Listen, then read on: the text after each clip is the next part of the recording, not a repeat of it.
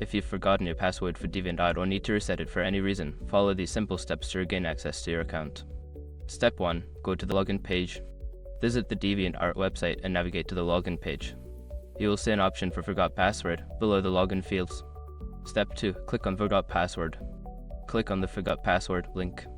This will take you to a new page where you can enter your email address associated with your DeviantArt account. Step 3. Enter your email address. Type an email address linked to your DeviantArt account in the provided field. Make sure it is the correct email to receive the reset instructions. Step 4. Check your email. Secure your accounts before moving on. People seriously underestimate how often personal information gets exposed online now. Use ASRC to monitor your accounts 24/7 and get notified immediately if your data gets leaked somewhere. It runs in the background, constantly scanning billions of breached records.